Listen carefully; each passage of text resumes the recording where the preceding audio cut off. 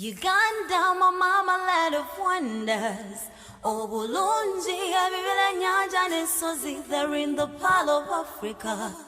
Obulungi bwa Uganda, ekkula ekigiisa Pearl of Africa. Yandibadde byalieno.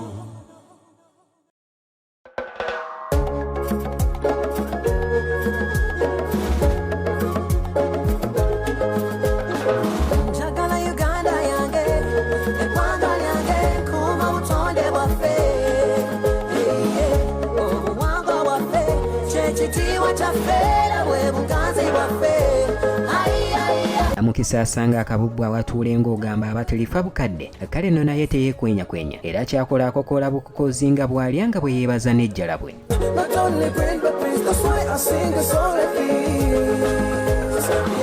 Batayi Uganda etudde ku ttaka eriwerezaako ddala obwagaagavu obwayika 2.40 mu 86 nga ku ttaka kwetudde kuliko ettaka erikola ebitundu 18 ku buli 100 nga lino terikkirizibwako muntu yenna ng'era lino liri mikono gya gavumenti.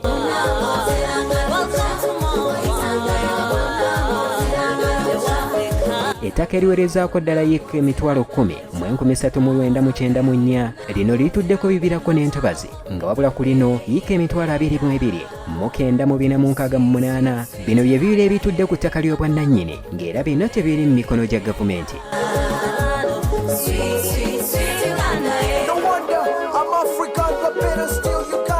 Nga newankubadde ekiri bwe kityo mu myaka 10 egiyise Uganda efiiriddwa ebibira ebikola ebitundu 80 ku buli 100 okuva ku bibira byonna ebyetoolodde eggwanga Uganda.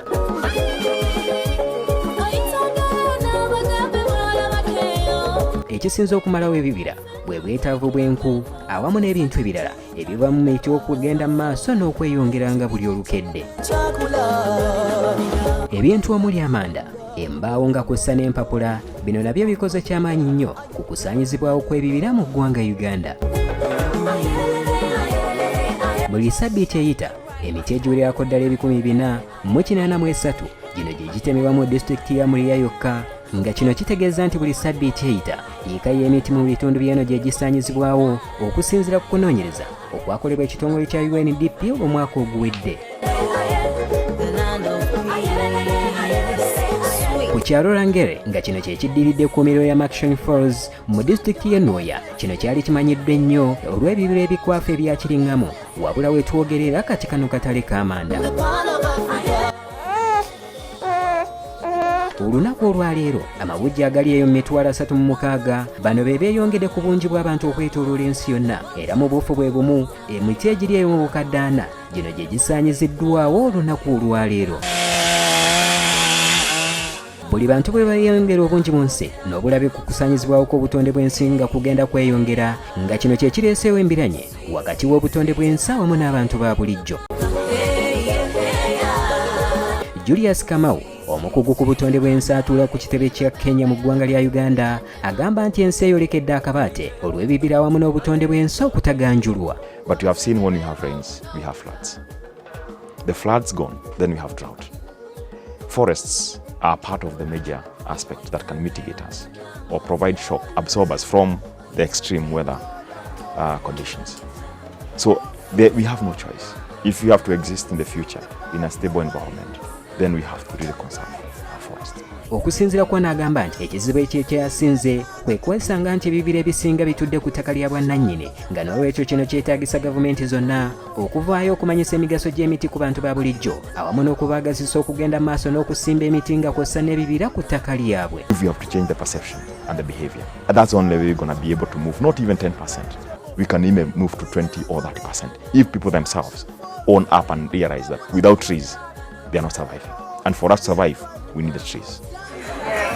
Okumala ebbanga nga gavumenti ez'enjawulo ziwemu emitwe mu nteekateeka z'okusimba emiti awamu n'okuzzaawo obutonde bw'ensi mu mawanga ag'enjawulo wabula Elizabeth Wanjiru omu ku bamusaayi muto abalwanirira obutonde bw'ensi okuva mu buvanjuba bwa Afrika agamba nti kino nakyo tekimala okusinziira ku misinde obutonde bw'ensi gye buyingirirwamu. You can plant 1 million trees, for instance, in Ngong Forest. You can plant 1 million trees in the Mau Forest. But if in the next 3 and 4 years to come, only 10% will have survived, then we'll just be wasting our resources on claiming that we're increasing our forest cover. So it's achievable, but we need to do it in the right way. mu kugezaako okuzzaawo ebibira awamu n'obutonde bw'ensi kyandibadde kyangu nnyo, wabula kino nakyo kirina okusoomoozebwa okw'enjawulo omuli obutabeera na busobozi ku miti egirina okusimbibwa awamu n'okugirabirira nga newankubadde gino gizzenga gisimbibwa okwetooloola ebitundu by'amawanga eby'enjawulo.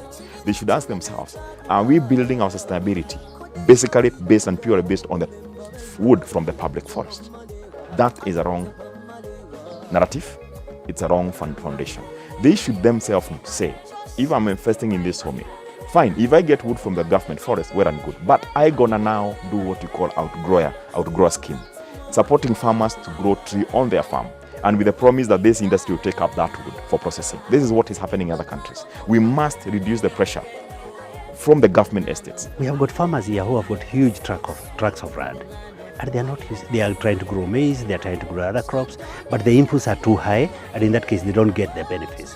So these are the people we would like to work with, so that they can also start now putting plantations whereby they'll get the proper technical advice in terms of the species that they select, how they manage those tree species on the farm, and at what point should they harvest. If we can start getting, rather than just depending on the forest, rather than depending on the public forest, and we start seeing more and more people going into plantations, private plantations, we would expect to see in the long run the dependency on the public land will go down. Okusinziirako n'agamba nti nga newankubadde gavumenti ez'enjawulo zivangayo n'ebibalo ku kikwatagana ku butonde bw'ensi awamu n'okusaanyizibwawo kw'ebibira mu mawanga ag'enjawulo, ono agamba nti kino nakyo tekimala kubanga kino nakyo si kyakuzzaawo obutonde bwa nsi awamu n'ebibira okwetooloola ebitundu bya Afrika eby'enjawulo. We do not have data available to the public to tell us that last year we planted this number of trees and this is what has survived. The only thing we keep getting from the government and government institutions is a whole new rates of our forest cover percentages that we don't know where they're deriving them from. So this is something I think they need to address. You know, you can't just tell us that we are now at 7.5% or we are now at 6.9% or we are now at 10.1%, and along the way and along the process you've not been sharing maybe the survival rate of the trees that have been planted. You know, we need to track the progress. Kamau agamba nti ng'ekitongole ekivunaanyizibwa ku butonde bw'ensi awamu n'ebibira mu ggwanga lya Kenya balina enteekateeka ey'okubaga etteeka okulitwala mu mukago gw'amawanga agali mu buvanjuba bwa Afrika okusobola okulondoola ebibira byonna awamu n'emiti egiba gisimbiddwa olwo kino nakyo kiryoke kibasobozesa okulondoola obutonde bw'ensi mu Afrika. For the Kenya Forest Service estates where we are planting our trees, that data is available. But remember, this is a collaborative effort. You have communities planting as well. You have farmers planting on their farmland. So it is. I cannot say today that we have an elaborate system to monitor all the initiatives that we are undertaking. But this is something that we are thinking as Kenya Forest Service and actually the Ministry of Environment to be able to put a nationwide monitoring system so that all these initiatives can be recorded and registered so that we know in every particular time how many seedlings have been planted and how many have been able to survive. And not only that, what type of tree seedlings have been planted. Bino bye bimu ku ebyo ebirowoozo eby'abantu ab'enjawulo ebikwatagana ku butonde bw'ensi wabula ng'omuntu ssekinnoomu gwe kiki ky'olowooza ku butonde bw'ensi. The main focus of this Adopt a Tree campaign was to also nurture young people into conservation. Taasa Uganda, Taasa Ekkula, nze Joseph Segawa, Gugudde TV agaguddewo.